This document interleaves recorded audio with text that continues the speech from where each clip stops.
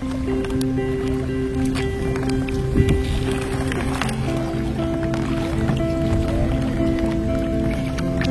Jawa bilang kan gini, wis ojo nasgoro sik. Delok liyane tapi nek liyane gak ono balik maneh nang gone segoro maneh.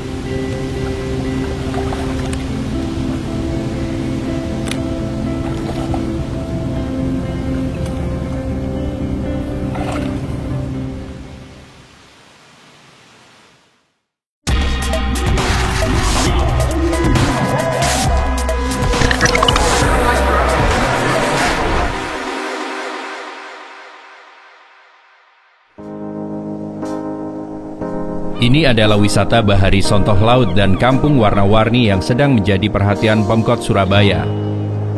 Upaya desain ulang dua lokasi di Kampung Greges Barat dan Greges Timur, Asemrowo sedang berjalan. Jauh sebelum itu, dua destinasi wisata ini bagian tanggung jawab sosial Terminal Teluk Lamong dan Pelindo untuk warga terdampak. Wisata Sontoh Laut ini ya sangat senang lah, kan ada hiburan orang warga makam atau Greges itu ada hiburannya. Kalau kan di rumah jenuh, kesini kan bisa ada hiburan gitu loh. Bagus.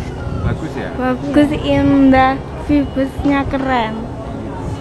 Ya mampir juga pengen tahu kayak apa kampung ini warna-warni. Ya cukup menarik juga, bagus. Ya lumayan bikin pikiran jadi fresh. Gitu. Kampung Warna-Warni salah satunya kan juga bantuan dari Pelindo, termasuk juga Teluk Lamong. Artinya itu memang program yang ke depan harus kita terus jalankan untuk memberdayakan masyarakat di situ biar lebih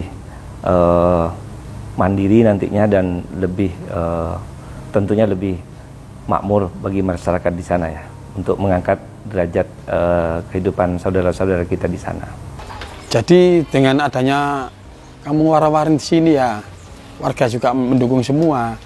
Terutama kalau ibu-ibu UMKM itu menambah penghasilan untuk bapak-bapaknya itu loh. Dari petang anggur kan bisa jualan di sana. Hari-hari biasa sekitar ya 100 orang lah. Terus kalau yang lebih ramai lagi itu Mas, Sabtu terus Minggu itu banyak pengunjungnya itu. Kadang-kadang sampai ada 300 Mas. Sampai sana nggak nampung ya gantian. Alhamdulillah walaupun nggak 100% terpenuhi karena juga kita masih pengembangan wisata Bahari Sontoh Laut ini juga menambah sedikit penambatan dari warga nelayan. Tapi insya Allah kedepannya kita kalau menjadi rame akan menjadi pendapatan alternatif yang lebih baik lagi untuk kedepannya. Kita sementara masih punya gazebo ya di tengah laut itu, kemudian ada menara pandang di mana kita bisa melihat ribuan burung bango dan burung yang lain yang jumlahnya banyak sekali ribuan. Disitulah awal momentumnya kita berdiri gazebo yang begitu besar dan begitu indah dengan menara pandang, dan tambat labu ini juga dari bantuan dari Pelindo 3 Surabaya.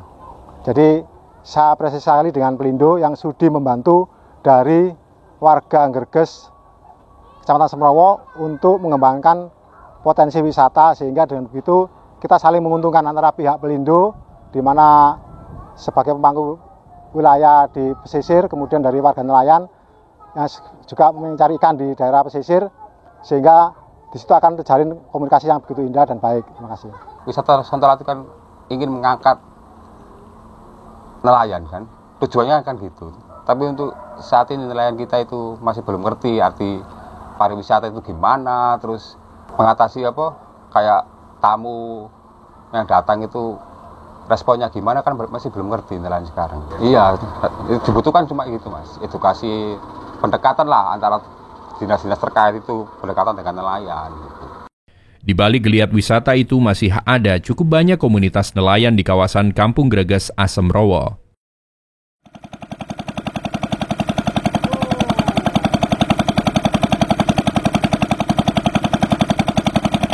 Nama saya Agus, profesi saya sebagai nelayan Greges.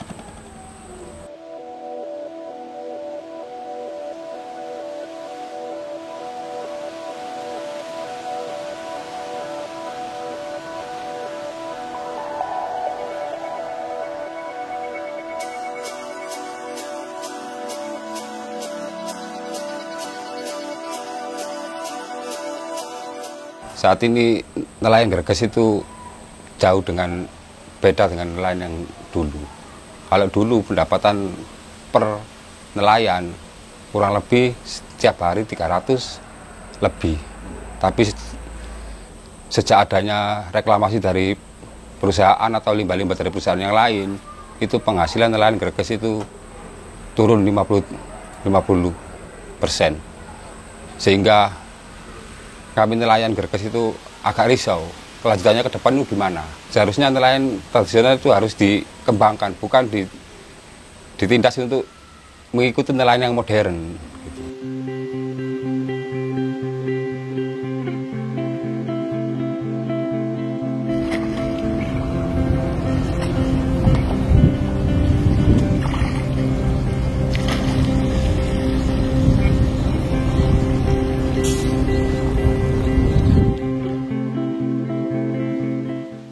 Jadi sebelum berangkat kan, saat ini musim apa? Dilihat dulu.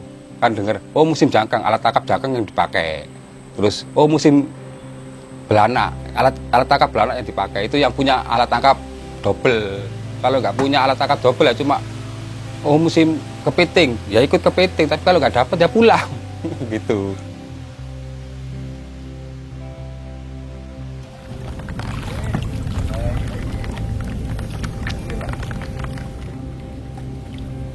Namanya kan rumpon itu biasanya kan rumah ikan besar.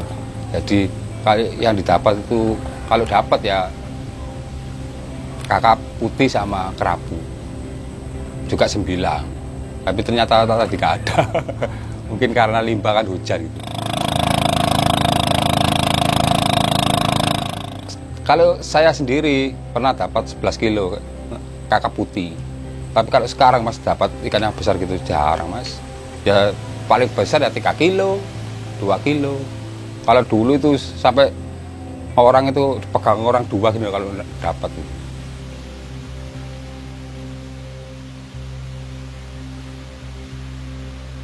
Ya, mulai nggak ada itu, nggak ada reklamasi, nggak ada pemancangan itu nggak ada itu. Ikan kan masih kerasan. Sekarang aja sembilang aja sudah punah kalau di wilayah Greges. Kalau dulu wilayah Greges terkenal dengan sembilang.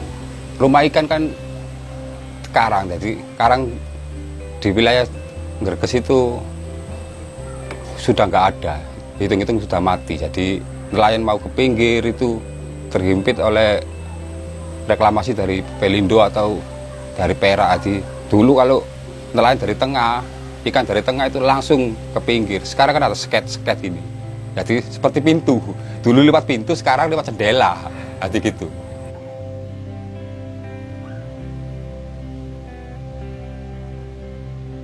Kampung Greges Barat dan Greges Timur, Kecamatan Asemrowo, terpisah oleh sungai yang bermuara ke Teluk Lamong. Dulu mata pencaharian utama warga di dua kampung ini sebagai nelayan. Ada yang berangkat ke laut ketika pasang, ada yang saat surut mencari kerang. Tidak sedikit yang membudidaya ikan.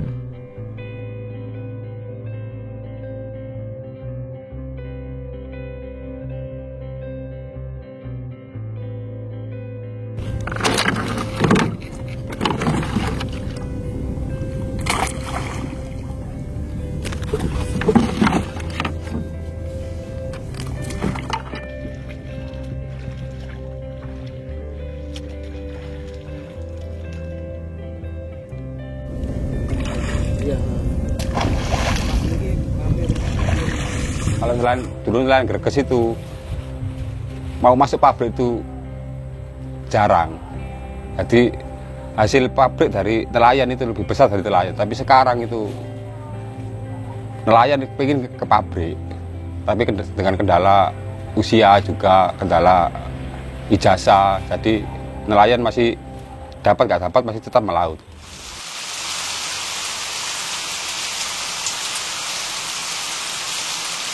Dulu saya juga mantan ikut nelayan.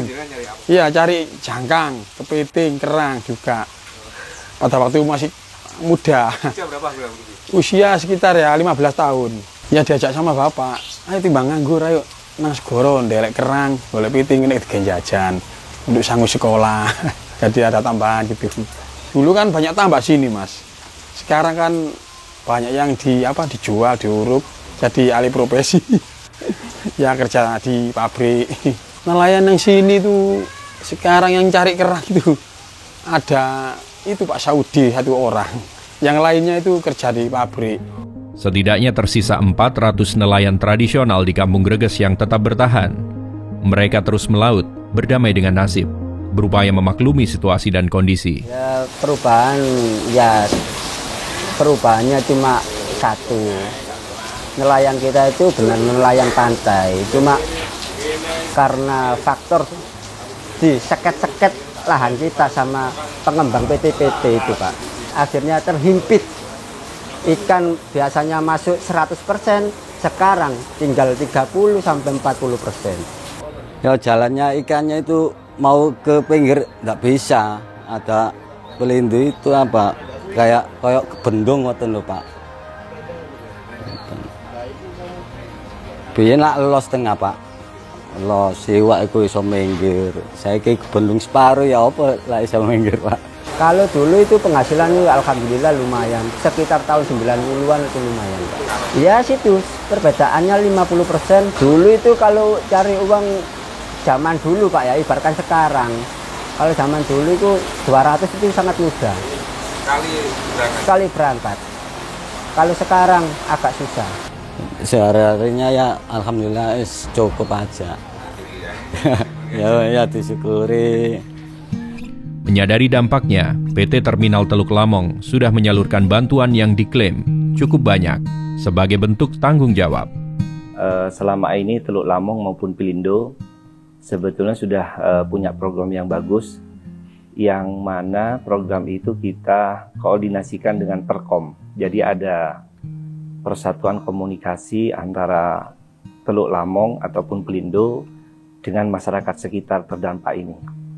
Tidak semuanya kita langsung satu-satu dengan masyarakat. Banyak hal sebetulnya yang terkait langsung dengan kegiatan mereka sebagai nelayan. Kita tahun 2020 kemarin kita menyiapkan alur pelayaran bagi mereka, jadi khusus nelayan di sekitar Teluk Lamong ini. Jadi yang Teluk Lamong ini kan sebetulnya dibangun di area pasang surut. Artinya pada saat surut, area Teluk Lamong ini jadi daratan. Dengan bantuan pemberian alur pelayaran yang mana yang ngerjakan juga mereka, yang mengukur juga mereka, artinya dari mereka untuk mereka sendiri, itu relatif sangat-sangat membantu. Karena apa? Selama ini kalau surut, kapal mereka kan tidak bisa masuk, tidak bisa diamankan secara baik. Dengan adanya alur yang disiapkan, pada saat pasang ataupun surut, mereka masih bisa berkegiatan untuk mencari ikan di laut. Itu yang sudah kita lakukan dan itu besar nilainya, relatif sudah cukup besar untuk kegiatan semacam itu. Yang kedua, untuk di lingkungan mereka sendiri. Di lingkungan mereka sendiri kita upayakan pemberian bantuan yang bersifat gunakan mereka ya, biar lebih mandiri. Contohnya hidroponik. Jadi hasilnya biar bisa ada recurrent income bagi mereka. Tidak hanya hidroponik, juga ada ternak lele menggunakan ini ya, ember-ember atau kantong plastik gitu ininya. Jadi kita ibaratnya tidak memberi ikan bagi mereka, tetapi kita mencoba memberi kail sehingga mereka lebih bisa mandiri seterusnya nanti. Ya semua nelayan itu butuh bantuan, tapi yang saya maksud bantuan itu bukan bantuan sekali pakai gitu, maksudnya pemberdayaan masyarakat, maksudnya gini, oh nelayan gini, saya kasih pembelajaran kayak seminar gitu, pemberdayaan apa gitu loh, yang saya inginkan juga gitu.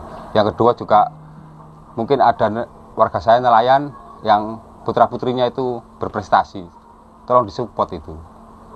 Yang saya minta cuma gitu. Kalau saya kan sudah tua, nggak tahu apa. Satu keniscayaan bagi kita untuk tetap hidup berdampingan dengan mereka. Industri yang ada tetap harus ikut hidup berdampingan dengan mereka. karena mereka itu memang ada dari dulu dan ya harus kita tetap lestarikan, tetap harus kita kembangkan kehidupan mereka. Dengan adanya kita di sini bisa berkontribusi baik secara langsung maupun tidak langsung. Harus ada, karena harus bisa harus bisa dirasakan.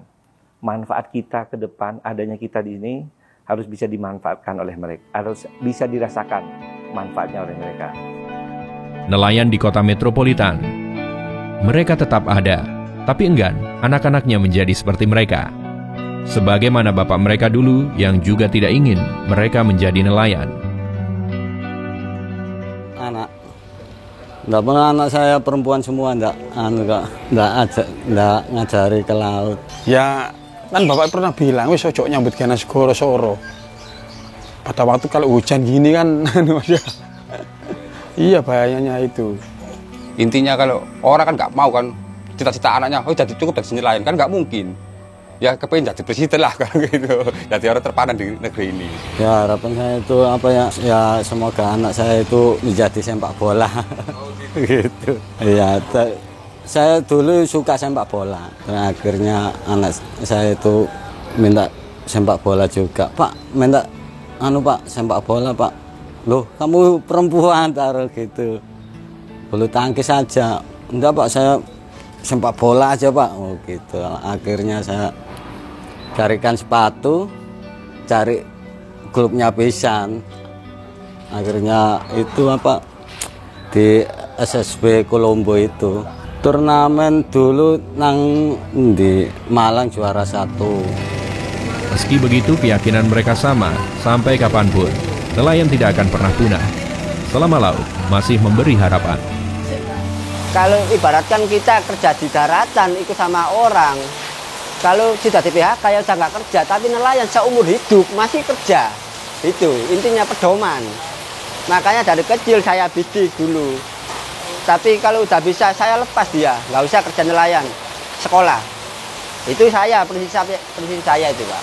Kalau dia mau jadi cita-cita tinggi, kalau jadi alhamdulillah. Kalau nggak jadi ya apa jadi buat. Tuhan yang mengatur selagi dia masih berusaha, ya oke. Soalnya kalau ikut sama orang, bekerja sama orang di PT itu ada masanya. Kalau di laut kan nggak ada masanya. Sini nelayan kan turun-temurun, mulai dari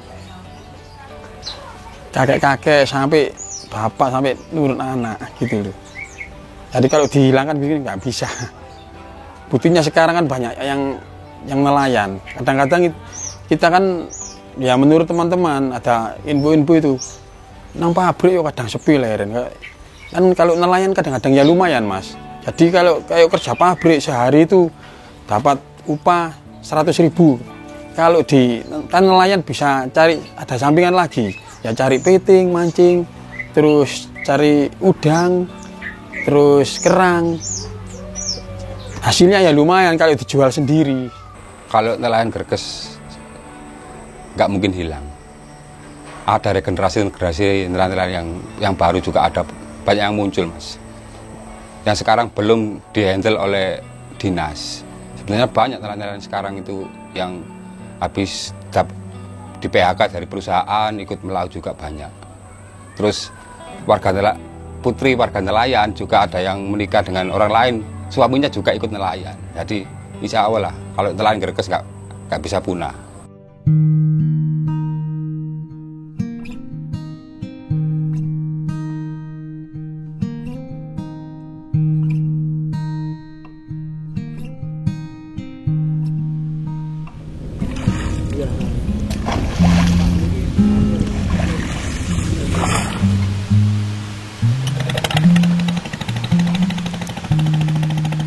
Orang Jawa bilang kan gini, wis ojo naskoro sih. Bela liane tapi nek liane gak ono balik maneh nanggone skoro maneh.